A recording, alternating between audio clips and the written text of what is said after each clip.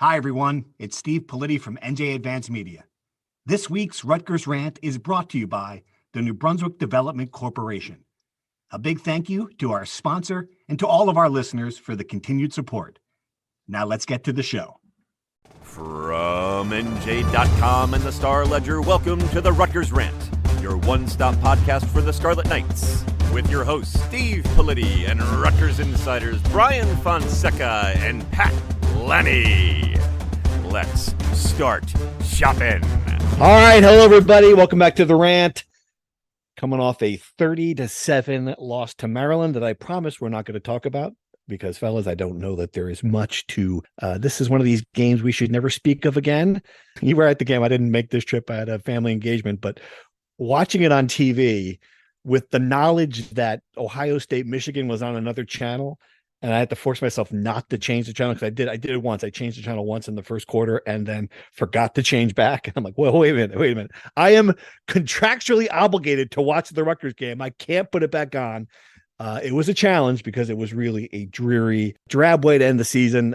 No other way to put it. Just to, we all thought this was a good opportunity for them to make a statement heading into next year. And if that's the case, Fonseca, it was not a good statement. Correct. And we're going to end up talking about the game anyway. I just thought there was nothing positive to pull away aside from maybe the first three defensive drives where they get 2 fumble forced and a punt. And then the dam opens because the offense can't keep the ball and can't do anything really. None of us picked Rutgers to beat Maryland. I don't think any of us are surprised they lost.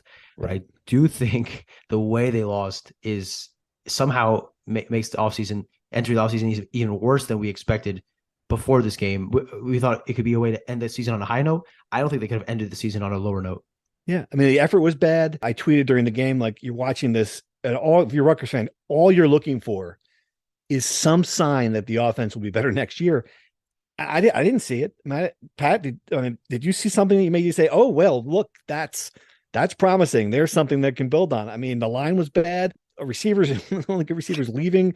I mean, I don't know. And Gavin Wimp said again, we're in the same spot we were 4 weeks ago. I don't know if he's a starter. In fact, that if you had to tell me based on these 4 games whether or not I felt like he would be okay as a college starter, I would say it went in the opposite direction.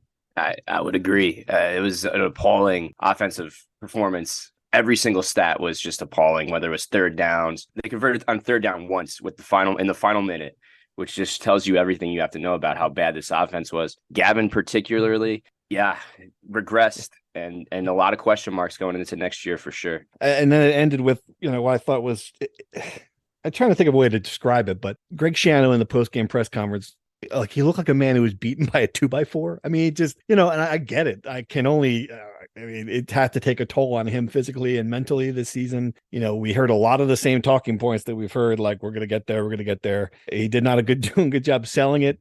And then there were just a couple of comments that if I'm a Rutgers, that just my antenna went up where I think at one point he said, I have to look at it whether or not I'm the guy, if I still think I'm the guy. At another point, he just, like he said, I don't have to do this. There's a couple of comments that people like, wait, what a minute, is this? And I've talked to people since who say that, no, look, he's committed. That's not, you're reading too much into it. But overall, Brian, I mean, it certainly was not. It was weird. That's the best way I can describe it, right? Weird. I've thought about it a bit since. I think it was more of a rhetorical way of him saying, like, it all starts with me. The process of evaluation starts with me. And I got to figure if I'm going to do this or not. Because by the end of it, he's already talking about, he can't wait until they start winning games and getting to that point he's been talking about. So I think he's at the very least, we know I would be like beyond shocked if he retired or resigned this offseason, right? I don't think that's really a realistic worry. Though I do with the question that, is he starting to question whether he wants to do this in the era of NIL, in the era of the transfer portal, in the era of complete uncertainty every offseason, having to re-recruit your roster, having to recruit almost an entirely new roster out of the portal? I'm sure that's a question that him and every head coach across the country is asking themselves. But yes, I was struck by the fact that when I was listening back that he said it not only once, but then he doubled down at the end. He's like, I don't have to do this. So look at David Shaw out of Stanford, Pat. I mean, this is like a guy who, had job security 12 years. They loved him out there. Granted, the team wasn't good, but he just said, you know what, I'm looking at this. I'm looking at the world we're in now. I'm looking at Stanford's place in it, and I don't know. Like that's a really, and this is a bigger picture question now where Rutgers fits in the world. But yeah, I mean, these are all things that Greg Schiano, I'm sure, thinking about. There's no question, and how Rutgers navigates the financials is really interesting. The one thing that I really liked that Schiano said was that he really enjoys his legacy as a developer and a guy that developed character. And when he thinks about his legacy, he thinks about the players and their families and what they're doing now, and the way he's built, taking 18-year-old kids and made them men. I think that's the part of the job that Schiano's always enjoyed and is also very good at. So I think that's what keeps him in the game in the end. Another thing that happened, and it's just the flip side of that, is this season, and especially the way the season ended, opens up the door. We're seeing the first cracks, right? I mean, certainly nothing's going to happen if Greg Schiano, he's going to be coach next year. If he wants to be coach next year, nothing's going to happen at that level. But you're seeing the people, I mean, they're lining up, and it's the most predictable collection of people. It's the professors who don't think Rutgers should have football in the first place. It is the Twitter geniuses who were lukewarm on hiring Greg Schiano, didn't have a better idea. This is my favorite group of people, like the people who now said, I didn't want this guy, I knew this was going to fail, but don't tell us that they really wanted Joe Moorhead or Steve Adazio, or like this. We're coming back to this, the revisionist thinking that's happening now in the program over hiring Greg Schiano. He was hired because there wasn't a better candidate. Like that still remains true today. It's just amazing to me, the stuff that's happening over this in my email inbox, and it's understandable. I get it; they're 4-8, and that's what happens when you go 4-8 in year 3. That there's going to be people second guessing where this program's at, Brian, and that's where we're at. Well, Steve, if they waited 2 more years, they would have gotten Lincoln Riley instead of him going to USC. Right, he would have exactly. He would have gone to Rutgers and rebuilt the program, obviously. No, yes, and the second guessing is obviously predictable, as you said. There are people who even supported Schiano to the death who are now suddenly saying that he's not the guy, and that's just the product of where they are in the season and in the rebuild. Like you said, I get it. I do think that the issue, one major issue that I think we've discussed this earlier in the season, is that them starting off 3-0 really set expectations out of whack. We've since learned that Boston College and Temple are terrible, but at the time they seemed like good wins. So people enter the Big Ten schedule up 3-0. They think that Rutgers is going to steal some wins, go to a bowl game. That seemed like a realistic thing. But at the end, they went 4-8, which I think all of us predicted. 4-8, 3 wins, something like that. We thought 5 wins would be an amazing season for Rutgers, which is still true. Now they could have beaten Nebraska. I think that's probably the one game you point to that's like they could have gotten that win. But I think, given preseason expectations, given where the program is at, this was probably a reasonable expectations for where it would go. But the counterpoint is that in this current era, where you can really just essentially rebuild your entire roster in one offseason, as we saw them do at USC for Lincoln Riley, the slow build is no longer in fashion. So Rutgers is going to have to fix a lot of holes. They have a lot of holes in their offense, from offensive coordinator to offensive line, tight end, wide receiver, etc. They have to fill all those holes in the transfer portal. And there's no real excuse for the one extra win per season. I think Rutgers should compete for a bowl game next year. I think that the timeline accelerates and the expectations grow much faster now in the current era. Oh, there's no question. One point to that. The difference between the beginning of the season and our 4-8 prediction versus the 4-8 prediction the 4-8 ending that we got was that you would think that at 4-8 they were building towards the future. Things looked brighter. These young players were going to be moving along in the right direction, that Gavin was going to be progressing. It just seems like all those things, the mistakes, the turnovers, it went the wrong way. And that's the problem. Yeah. It was could it be a bad 4-8? Like, I don't know, like what a good 4-8 would look like. A good 4-8 was that they were competitive against Maryland instead of getting blown out 37-0. Yeah, if it was 38-34 and Gavin Wimsatt threw for 3, you're like, okay, well, all right. Instead, it's just the effort, the way the team looked, the vibe around the program. And the way the wheels fell off every game, too. Yes. And the mistakes and the lack of discipline and the penalties and the offensive line. Like, if you were to make a list, this is my problem. If you were to make a list of 10 things that you would want to see happen in a 4-8 season, I'm not sure they checked two of those boxes, right? I mean, yeah, you're right. You're right. Like you would want to say, okay, we've got the foundation for a good offensive line. Well, no, you don't. I mean, I don't see it. Maybe inside the program, the guys who they recruited last year are redshirted stronger, are going to step in and be great. But I cannot see that in front of me. You want to have a quarterback strong. I cannot see that in front. Maybe he'll be good. Maybe he'll be great. But I didn't see it happen. Like I didn't see one of the boxes is young defensive line that can stop the run and rush the passer. That's one box. Check. Yeah. Got it. You check that one. Like what's, you won your non-conference games. Check. That was one thing I thought they had to do. But then I thought you'd have to be competitive and against the big teams. You didn't do that. I mean, there's just a lot of things that didn't happen and that's part of the problem. All right. Where are we going now? Like what's the next, break it down for me. What is the next month for you for this program? No bowl game, obviously. They don't have to worry about that. No practice. What's happening behind the scenes? So they're gonna have to hire an offensive coordinator, obviously. That should happen, I would think, soon, given the way that Schiano explained that it's hiring mode at this point, that I would expect that within a week or two, Rutgers has an offensive coordinator.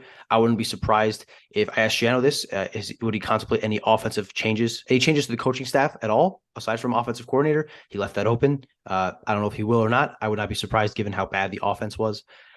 You got to hit the portal insanely hard. It opens next Monday. When the floodgates open, you have to attack as many players as you possibly can and bolster the offensive line. Absolutely need to get a tight end, a competent tight end who can catch passes. As serviceable as Johnny Lincoln is, he might even come back next season. You need a guy you can depend on to catch passes down the middle, give Gavin Wimsatt a security blanket, some guy that he can just throw the ball to and have an outlet. And then given the fact that they're losing their three best receivers or three most productive receivers, they need to get two wide receivers that they can depend on and ideally two wide receivers that aren't going to quit on the team after the first game of the season. And almost as importantly, re-recruiting the entire roster again. Well, the parts of the roster you want to return, right? Greg Schiano said that they have conversations throughout the year, so there's no exit meetings. It's more of an ongoing conversation. They better hope those conversations are going very well right now because the Rutgers does not have a lot of pieces to build around. So losing any of them would be a major blow. So a lot is happening behind the scenes in the next month. And it's going to be fascinating to see where this program is at, come the second signing day in February, because a lot could change.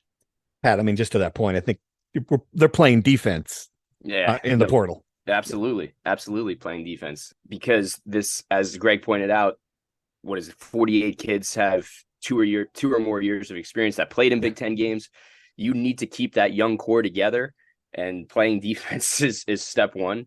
Re-recruiting them, and it just seems like it sounds so good to do on a podcast to say, oh, let's go out and get two offensive linemen, let's go out and find two receivers. I just feel like it's such a pipe dream that fans and people on the outside think of, but I don't know how realistic it is.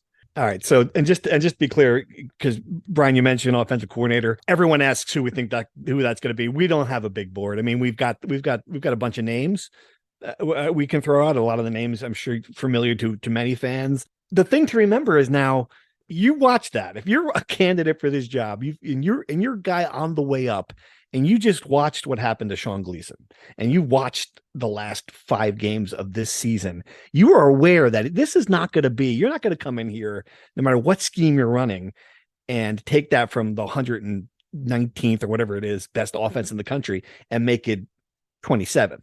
Like, this is what I get back. Like, I seen that name Joe Conlon, the Fordham coach, who's going to be a hot name. If you're him, all right, yeah, I can go to Rutgers and triple my salary, but that's not what he's looking at 3 jobs from now, right? He wants to be the Oklahoma coach. He wants to get the $10 million a year contract. He wants to be that guy. So is that the step he's going to take? I don't know. He'd be a great hire. Of course he would. There are a bunch of names like that where you say, well, hey, if they could get blank, he'd be great. Like some of the coaches that are on the rebound, to get those guys to be great, but they're also in the same way. Like, are they going to come here? It is a positive that at least you can say that Rutgers pays a little bit more for their offensive coordinator. The Sean Gleason hire set a new bar for the program. So at least that is an attractive part of the job. But yeah, tough sledding for an offense that, outside of the hope that Sam Brown comes back and can be the player that he was, really had no identity at the end of the season. Yeah. And the other part of this, and this is important, Like, I think that Greg Schiano is going to reach the decision that he wants to run an offense he's comfortable running. And it's going to be pro style. It's going to be closer to what Michigan's doing than what Ohio State was doing. It's going to be an old school time of possession, win the line of scrimmage thing. And that's going to cross out a bunch of guys, Brian, right? I mean, that's the other part of this. Like, we haven't heard, like, what did this year do to Greg Schiano's thoughts on offense, the complementary football part, the idea that, all right, we're not going to be in the situation where we're going 3 and out and trying to throw the ball to the field and putting the pressure on our defense. I mean, what is he going to do philosophically on offense? He seems to have had the same philosophy on offense his entire career, right? Just protect the ball, do not put it in danger, conservative. I can't imagine that at this point in his career is going to change. He did a little bit with Sean Gleason, right? They were creative that first year. Yeah, he arrived here thinking he was going to be that. He was going to be closer to what Ohio State was doing. I think at least that was what the Gleason hire meant. Right. And obviously there was a shift at some point there in 21. Will he shift back? I don't know. I think that probably is the best way to go if you're going to fill a talent gap that they have. I'm not particularly advocating for the triple option. I'm not Cratch here, but I do think that they're better off trying something new than the run, pass, punt offense they've been running all season. I don't know whether they'll do it or not, but you have to have the players to do that as well. And again, this is what I go back to. It's the only thing that matters this offseason, more than who is the offensive coordinator, is the players they have. Because if we're being honest here, Nunzio and Sean Gleason did not have, as Greg put it, the 86 Giants or the 07 Patriots to work with here. There were very limited pieces on this offense. They had no tight end. They had one serviceable wide receiver. They had a freshman quarterback who is playing his first 5 starts. They had an offensive line who could not protect him, who could not get a push. It's not a coincidence that the only productive offensive games they had were against Indiana, which is the worst defense in the Big Ten, and Michigan State, which is one of the worst defenses in the Big Ten, right? As important as it is to hire a good offensive coordinator who's creative and yada, yada, the most important thing is getting players who can produce. All right. That was a lot. Let's take a break and do some true or false. Don't have a lot of topics for you, but they're all important. So here we go. All right. True or false? Gavin Wimsatt is the guy. Let's just say it right now. Do we believe he's the guy? Brian, true or false? As much as I could have been deterred, I'm going to say true. Wow. Okay. Pat? I'm going to say true as well. Okay. I'm in the false category right now. I'm just not seeing it. All right. True or false? This team will be picked clean in the transfer portal. Brian, are we going to lose a bunch of players here? True or false?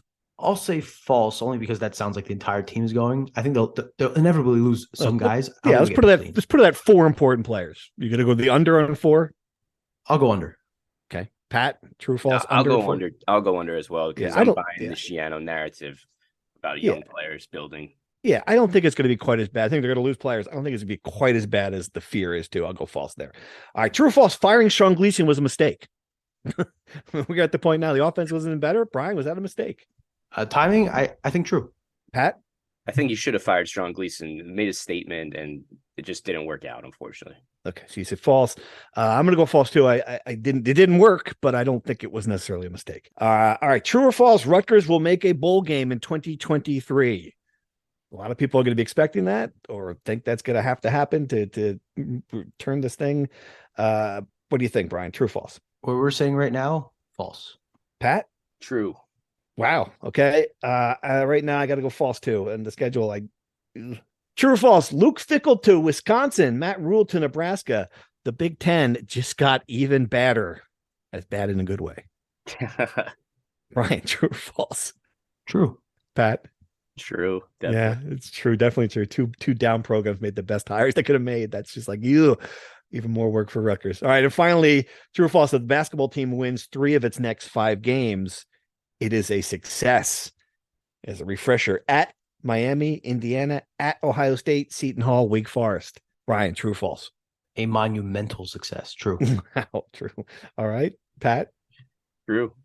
Yeah, that is a murderous brutal. row. That is brutal. All right, let's just start there. If they win 3 of the next 5 games, are they still on track for the NCAAs? Absolutely. And it depends on who they beat too. If you steal a road win at Miami, that's huge. If you beat the Big Ten favorites, Indiana, that look every bit like a title contender, that's true. But you also have to beat the gimmies, the quote unquote gimmies in that group, which is versus Seton Hall, a team that's had good wins and terrible wins. Lost to Siena, right? They're 4-3. That could be a bad loss at home. They lost to Siena last night, but they also beat Memphis on Friday in this crazy buzzer beater. And then Wake Forest, they're not exactly a world beater. You have to beat them at home. You can't really, not that you can't afford to lose that game at home, but that feels like the easiest game of the bunch, along with Seton Hall. You win those 2 games, and then you pick off any of those other 3 games, I think would be as good of a week as you can get. And if you win 4, then you're on the fast track to the tournament. Are we in danger of 1 or 2 here in this stretch? Losing? Yeah, I mean, we're only winning 1 or 2. I mean, like, is this a 1 or 4? Is this such a hard stretch for where this team's at with Paul McKay hurt that they might not win more than 1 of these 5 games or 2 of these 5 games? Is there a real danger that this could be a opposite stretch for this team, the bad one that they'll be digging out of the rest of the season? That's a doomsday scenario. I'm more of an optimistic guy. You know me, Steve. Of course, yes. The one word I would use for you is optimistic, right, Pat? I mean, when you're thinking, especially, definitely, especially for hoops. Oh yeah, absolutely. Yep. I was the only guy saying they would make the tournament last year. That was all me. Anyway, yeah, I think 2 wins is good. It should be the expectation. 1 win is a disaster. 3 wins would be good. 4 wins would be tremendous, and 5 wins would be cancel the rest of the season, put them in the tournament already. They might win the whole damn thing. Yeah, right. Okay, that's fair. That's fair. I think Miami is it's the first one. I also think it's the pivotal one because it's a road game, out of conference against a team. I looked at who they played. They're okay. They're not great. You know, they're probably a bubble team, right? Miami. Well, they're like 50th and around the 50 range in KenPom. They have a lot of individual talent. It'll be a good test on who outside of Caleb McConnell can lock up their guy in ISO situations, because Miami is essentially an NBA team that runs a billion ISOs. All right. Well, that's good. All right. So the portal part, we all said false on getting picked clean. We've talked so much about it. I think these next few weeks are going to be pivotal. I know there's a lot going on now behind the scenes with, trying to scrounge up the NIL money. I think it's going to be fascinating to see what happens. Yeah. I don't know. We'll find out, but I think there'll be some names that go in there that surprise us. I think there'll be some names that we're going to go in there anyway. Like, this is not just about NIL. This is just a time in the history of college sports where people can move. They can move around, and they do. They're used to it. They're not wedded to being in one place. So I think you're going to see a lot of names. You're like, wait, what? But for the most part, picked clean was too much, right? We agree that are there 3 players that you're concerned about the most losing? The Wesley Baileys, Aaron Lewis. Those main starters would be devastating if Rutgers lost any of them. Tyrene Powell is another one on defense.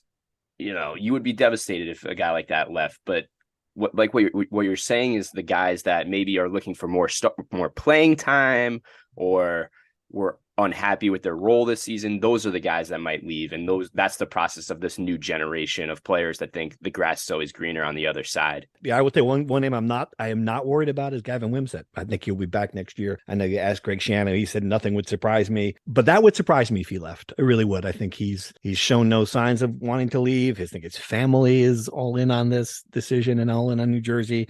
So I would be surprised. And he's starting. Right. Yeah, exactly. Why do players leave? They leave because they want, because they think they should be starting. Exactly. Great point. All right. Rutgers in the bowl. It's just too early to know. I mean, I think there's a chance looking at the non-conference schedule, they'll go 3-0 again, but then, all right, you gotta start finding where the 3 wins are in Big Ten playing. It's tough. Northwestern is bad, but that's the first game of the year. So you have to come out ready. Yeah. This is a lot of, certainly there's a chance for this team to be 5-1 early on, or I don't have the schedule in front of me, but to be off to a good start. And then the bowl's on the table, but so much we don't know about what this team's going to look like.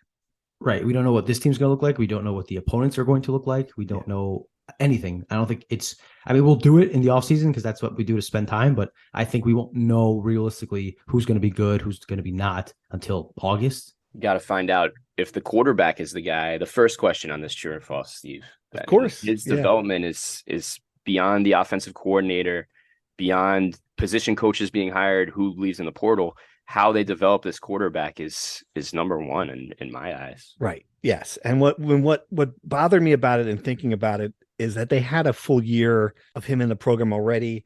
And I just didn't see development. And I get it. There are some things that perhaps he's doing now that he's never encountered before. He's still only 19. There's a lot of things there. But man, the accuracy thing concerns me. Decision making that can get better. Yeah, it's a big question mark. I still look at his best game against Michigan State, and that's if you take his best performance against Michigan State and his worst performance, right, somewhere in the middle of that is what he is at the moment. Hey, Rutgers Rant listeners, it's Steve Politi from NJ Advance Media. We appreciate you supporting this podcast and the sponsors who help us continue doing it. This week's podcast is brought to you by the New Brunswick Development Corporation. If you listen to this show, you love Rutgers. And if you love Rutgers, you know the positive impact that DevCo has made on the campus and its community. We thank the New Brunswick Development Corporation for its continued support and for helping make this podcast possible. Now back to the show. All right, that's a good transition. Let's dive into our Rutgers insider questions. We got a whole bunch of them, I think over 70, and some of them are just great. I'm going to start with this one, guys, because I think it's just a fun from Paul Jaffe in Bend, Oregon. We're huge in Oregon. Leaving the defense out of it, in what priority order would you place the following offensive personnel? 1, new quarterback, transfer portal. 2, stud wide receiver. 3, productive tight end. 4, 1 or 2 OL from within or the portal. 5, offensive coordinator. This is great. Let's just say, what would you be your first thing? If you could have one of these 5 things next season, what would it be? Either one of you, jump in. I think it has to be a wide receiver, a stud wide receiver. I'll give you my 5. It'll be stud wide receiver, then tight end, then offensive coordinator, then offensive line, and then quarterback is last for sure. Because you're riding with Gavin, right? I'm riding with Gavin. I think logistically, I don't know if you're going to be able to get a quarterback that's better than him out of the portal, frankly. So he's probably your best option. And I'll bump up offensive lineman to number 3. The top 3 are going to be players. You need to improve all the positions, and then you have an offensive coordinator that can do some magic with those positions. You need the greatest offensive coordinator of all time. He's not going to win with. He's not going to win with that. Yep. I agree. Stud wide receiver. Imagine this team without Sean Ryan, who came via the transfer portal. He was not a stud. Who would have caught a pass? God, I know. Yeah, and I totally. And this is it. And I wondered. I was thinking about this. How would this team look with one of those guys? If you had Kenny Britt, if you had Leonte Carew, I mean, that was essentially what the 2014 team was. And we had Leonte Carew, was just a great receiver. They had the college receiver. They have one of those guys. I mean, this team, a Timmy Brown, even give me a Timmy Brown, give me somebody. Gosh, there's so many. Mark Harrison, give me somebody. I'm gonna just keep on going and just naming receivers for the rest of the show. It'll be fun. But yeah, that totally with that. If they could find that player, but that's hard. I mean, not gonna find that in the portal. Right? Is that guy in the roster? I think he'd be playing. So yeah, that's tricky. But that's my number 1, 2, by far. So it's funny we all agree on that. I thought there'd be some disagreement on that one. So what's the rest of your list then? Where do you go 2 through 5? I'm gonna go 2. I would want another quarter. I would want an option at quarterback from the transfer portal, number 2. Absolutely. And then if I give me one offensive lineman, just give me, I mean, not even Anthony Davis, just give me one guy who could be just a consistent left tackle who can just give you something in the run, like give me someone to run behind on an offense, right? That would be what I'd be looking for. I think they'll find I think you can find the tight end. I'm big on the Higgins kid, as you know, because he's from Nutley, or his father's from Nutley. So that's huge for me. But yeah, I agree with you totally. The offensive coordinator is less important than the personnel. That's where I'm at. What about you, Pat? Where are you going? What's your list? Stud wide receiver, I think, is top priority. Offensive line was up there for me. But I still think that offensive coordinator is really important. I might even put that ahead of the players, because you need to find an identity for this offense. And there just was no identity. That's what I keep coming back to. What was this Rutgers offense by the end of the season? They needed a coordinator to come in here and be like, okay, we're going to run the ball 30 times a game, or we're going to come in and spread it out and throw the ball all over the place. So I think finding that identity comes first, and then you can plug the personnel into that after that. Yeah. And also find a coordinator who's going to take Gavin from being this inconsistent rookie and develop him into a player 3-4 years from now is going to be the leader for a team that all these guys that now have experience need to put it on the field and put it together. So I might even put offense coordinator number 1. Interesting. Good stuff. All right. That was fun. Thanks, Paul, in Bend, Oregon. All right. More questions. A lot of Schiano questions. I would say next year, Rutgers must win 6 games or else Schiano's seat starts to get warm. I like Greg, and I think he's the right man for the job. What would it take for the school to lose confidence in him? That's a fascinating question. Like, the idea that he would ever get fired to me is still, it would take a 2-10, 3-9 for it to be truly warm next year. But yeah, this is a pivotal year because he just finished year 3 of his contract. So he's going into year 5. So the way these things work, he's going into, he'll have 5 years left going into the next year. So the way things work, that's going to be a topic of discussion, right? So you can't undersell the importance of year 4. Would his seat be hot, Brian, you think? If they have another 4-8 season like this, or like you said, a 3-9 year, yeah, potentially, right? I don't know about hot, but warming up, that doubts, the small doubts that are creeping within the diehard section of the fan base would really start rising to the top, to the majority. I don't know if a bowl game necessarily is the make or break point. I do think that if they had another year like 21, where they're 5-6 entering the last week of the season, and they come realistically close of making a bowl game, I think that's a step in the right direction. Most importantly, they have to look like they're making progress, right? The barrier to his seat getting warm is another season like this one. All right. And just in a question along those same lines, someone was worried to hear Schiano say that he doesn't need to do this. So what motivates him? Is it enough to turn Rutgers around? Does Schiano still have that fire in his belly is the question. I mean, I can't be inside Greg Schiano. I think certainly the season wore him out. You can't, I mean, he's a competitive guy. You had to kill him to lose to Maryland. I mean, 37-0 and having Mike Locksley thrown into the end zone in the fourth quarter. Had to kill him not to be able to deal with that. I don't think he's lost the competitive fire. I mean, this is a man who doesn't have to coach. He's made enough money in his career, got paid from the NFL for 3 years for not coaching. And yeah, I think he looks at this as his legacy, Pat. I mean, this is not a job to him. Yep. This is his thing. Rutgers football is his thing. Yeah. That's it. You nailed it there, Steve. Yeah. And so he said that, but he's even said that, but he said that on Saturday, like, right, when he got into his spiel about developing kids, that's why he's in it. But also, he's also said in the past too, that building the new stadium or building the new practice facility, that's his legacy at Rutgers. He wants to build this to a point where when he hands it off, it won't be back to complete dysfunction like it was. Yeah, I think it would kill him to come here and to fail at putting this in a stable spot. Absolutely. So that's what I think. That's what he's going to wake up, and his competitiveness and his pride, I think, is going to say, this can't stand. That's how at least I think so. All right. Another Greg Schiano question. Do you think he has the honesty and integrity to hire a top-notch offensive coordinator and give him autonomy? Unfortunately, his fingerprints are all over this offense. What top offensive coordinator, given a choice, would pick working with Greg Schiano?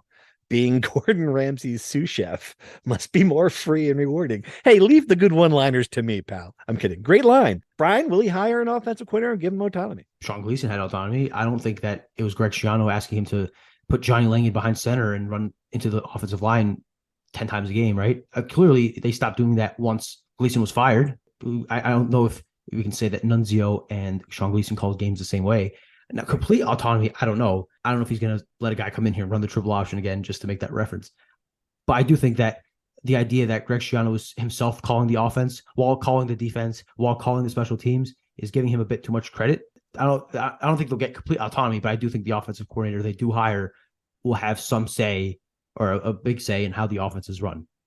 Right. I don't think he was calling the offense this year. I really don't think his fingerprints were all over that until what happened against Nebraska, where or even to a lesser degree, we saw him talking, so it wasn't yelling at Sean Gleason at some of the non-conference games about what they were doing strategy wise. I think finally he had a guy he wasn't on the same page with. He just wasn't in agreement with, and that's why he fired him. And I think he was on the same wavelength with Nunzio, but Nunzio did not do enough to justify having the job full time.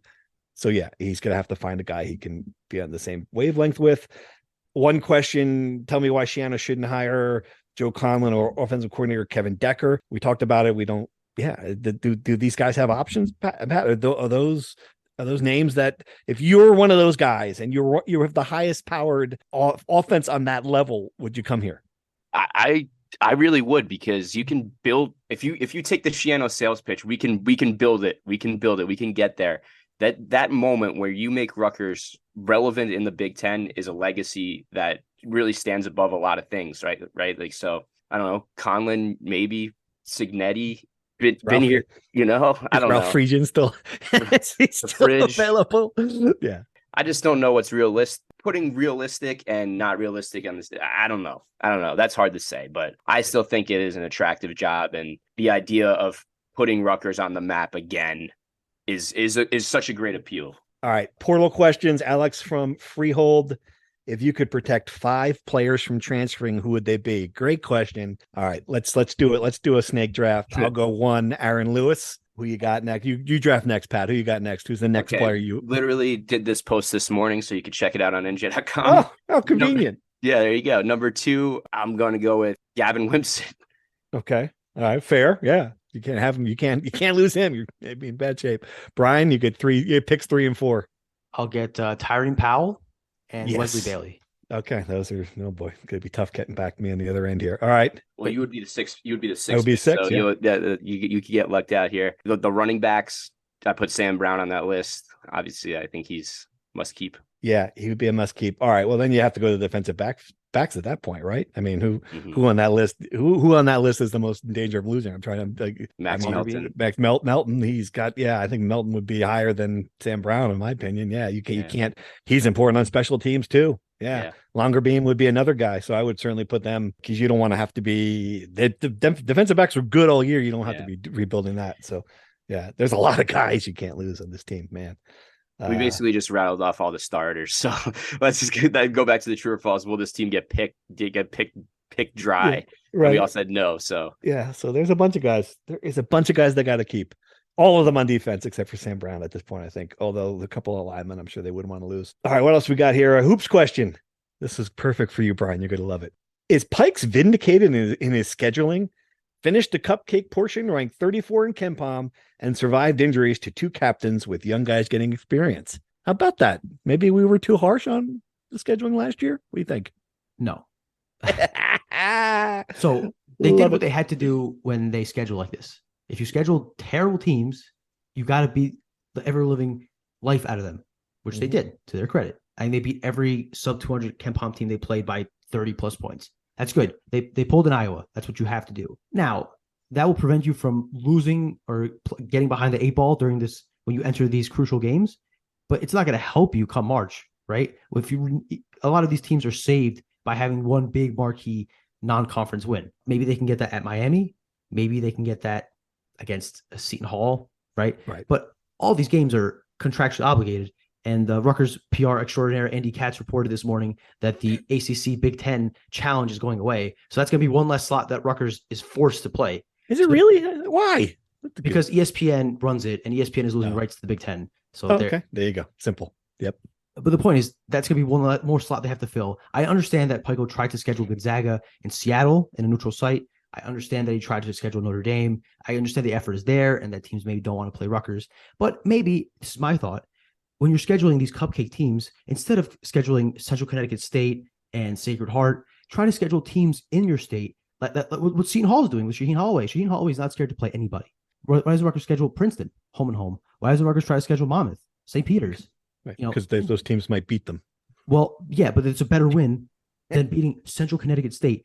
Can you imagine being the committee looking at that schedule and saying, I don't know if I want to put Rutgers in the field, but did you see that 40-point win over Central Connecticut State? Right. That's not moving the needle. And frankly, for the fans, that's a waste of time. No, why would you go to that game on a Saturday afternoon, a gorgeous Saturday afternoon, to watch Central Connecticut State?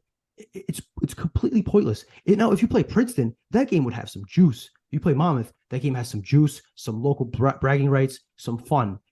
I understand that Steve Pico was paid not to have fun to enter the NCAA tournament, but for the fans, for people watching, it would be so much better. I hear what you're saying, but to the texter's point, they did what they would. We're not talking about it when they win these games, Pat. Right? I mean, that's but they did lose to Temple too. Don't forget that too. They did lose. That was that. And it was they just looked ugly in that game. Yeah. I don't know. It is fascinating. We don't talk about it because they should win. Of course. Right. Yes. Right. There's no universe where Rutgers should even come close to losing these games. Right. So that's the thing. The highest bar you can get in these games is doing your job. You could beat Central Connecticut State by 1,000 points and no one would bat an eye. Nothing fires up Fonseca more than scheduling and or Portuguese soccer. And we're just going to try. By the way, we're just going to try to get this podcast as long as So possible. wait, you forgot also sellouts. Sellouts, right? Sellouts, Portuguese soccer, and non-conference basketball scheduling. I love when he gets fired up about this stuff. All right, 3 more topics. Funny. I list them under funny. I love this one. I have 16 season tickets. Should I renew them? A texter wants to know. And I gotta be honest with you, I have to ask, why on earth would you have 16 season tickets in the first place? I mean, that seems right. That's I know a bunch of fans who are like this. They've got, some of these mega donors have like dozens of tickets. I just don't understand, like, what, I guess if you have like endless amount of spending cash, but how many situations do you have where you have 15 other people you want to take to a Rutgers football game? So Maybe I would that's say, why there are so many empty seats. yeah, because this guy is Got 16, and unless maybe he's got like a people huge go. family. Unless he's got like a huge family, I don't know if you need 16 tickets. Yeah, it seems like 4 is the right number. I mean, it's not like you can't get them. If you open the numbers, we'll find out if this person renewed or did not renew. I had a booster who offered me 11 tickets to the Michigan game. I'm like, 11 tickets? Look at what can you do with 11 tickets? How do you have 11 tickets? So no. I don't know if this guy has a huge family, but he certainly has a huge wallet. So what I would recommend is to save your Saturday afternoons and take the money you spend on season tickets, subscribe to NJ.com/Ruckers, and read our content.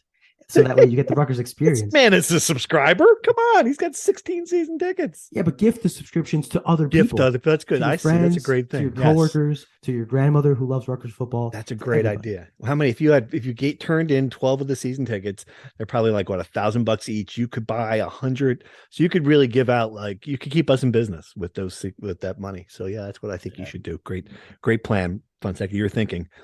All right. This is a funny for Politi. From Josh in Arlington, Virginia.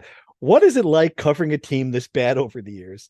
Does apathy set in? Do you remain hopeful like Red Sox fans pre-World Series? Or do you find it comical how bad they are, picturing a drunk announcer in a Disney movie before the team's turnaround? That's a good question, Josh. I don't know, guys. Am I hopeful when I'm at games? You tell me. What do you get when I sit down like in mid-November? Do I feel like I'm beaten down to the world? Or am I looking at it like Bob Uecker? Where am I at? I think you're like the witty enough person that you always kind of you can take the negative and spin it positive and make jokes. And when I see you sitting next to me, I think you're excited. So no, I don't see a man who's thrilled to be there on the guy. Oh, interesting.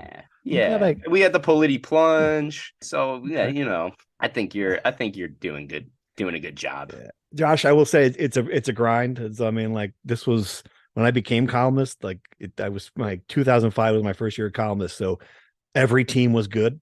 And that became tiring too. Like, you would just go from one season to another. Like, the Giants were getting good. The Jets were good. The Devils were just coming off a cup. They were still good. You guys, that 2006 was obviously right then. They were good every year. So it was crazy. Baseball was still good. Now everybody stinks. It gets to be a bit of a grind, I will tell you. Maybe it's that peaks and valleys that Schiano's talking about.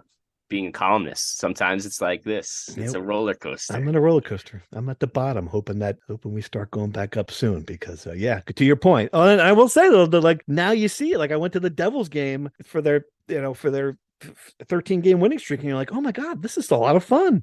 It was just fun being there when the team's winning. The crowd's juiced up. Everyone's interested when you have to write. It's not easy. You guys know this, trying to write about a team that's losing 37-0 to no one enjoys this. It's not fun for us. I mean, good grief. It's tough to come up with topics. No one wants to talk to you. I mean, man. So Josh, it's something we would prefer to have the alternative. All right. One more. And this one's about you guys. CJ in Basking Ridge wants to know, to me, do you think Lanny and Fonseca will be on the roster next year? Or might they enter the transfer portal? After all, Sarge and Kratz both did. This is a great question. Like, if I had to protect one of the two of you from the transfer portal, I don't know who I'd pick. I'd have to think long and hard where my NIL money is going to go. Are you guys committed to this next year? I mean, this is a question. Like, if Wesley Bailey turned to you after you asked him if he's coming back, what would you say to Wesley Bailey? That's a Bush League question, Steve. You know you can't answer that question. You can't ask me that question. After you can't ask me that question after a game. What kind Of of course I don't want to be back. What kind of nonsense reporter are you? Why are you trying these NJ.com vultures trying to steal clicks? You are terrible at your job, great. Steve. I love it. That's great. You should start to say, is there any indication I'm leaving? Do you see? Have I updated my LinkedIn page? This is a great. You could have a great rant about this. This is good. Yeah. Come on, Steve. Are you back? You're back. So you're back next We're year. back. Of course I'm back. NJ is family. Wow. Good stuff. All right. I'd hate to have had to break in someone new on the podcast. So yeah, CJ, they're both coming back. Woo. All right. Predictions. We don't have any predictions to make. The season's over. What do you want to predict? Hey, let's predict the basketball team's record over the next 5 games. That's a good thing we could do because Fonseca destroyed us in picks this year, I think. Is it over? What was your final record? Or did you lose the last game? You lost the last game. No, I think I picked Maryland to cover. You did pick Maryland cover. Okay. Right. So we lost again. That was 6-6 against the spread. That's not acceptable. All right. So what's the basketball team going to do here in the next 5 games? So let's set the over under at 2.5. Yeah. Does that sound good? Yep. I'll take under. Okay. Under. So they're going to lose 3. Okay. Gotcha. 3. Okay. 2 and 3. All right. What do you think, Pat? What are they going to do in the next 5 games? I'm going to go under because I think the Mulcahy thing really is concerning. Okay. I'm going to go over. I don't think it's as, well, man, it is tough. Ohio State's a tough place to play. Are they any good this year? Where was Ohio State picked? Ohio State has like 2 or 3 5-star freshmen. So the picks are volatile because people didn't know how to account for that. I think I picked them 9th. I'm kind of regretting that by now. They're good, and Rutgers has never won in Columbus for what it's worth. All right. Yeah, that's tough. That's a tough place to play. Rutgers does own Indiana, but all right, I'm going to go over anyway. I think that they can win 3 of these 5. I think they've got 2. I think they'll beat Seton at home and they'll beat Wake Forest at home. So they just got to win one of the others. So I'm going to go over. So there you go. What else we got? Other thoughts? Wrestling, women's hoops. Wrestling was off this past week, so no news there. But they got a big Garden State grapple at the Prudential Center on Sunday where they wrestle Penn and Drexel, the 2 Philly schools. Okay. Should be interesting. Tickets are still available. Tickets still available.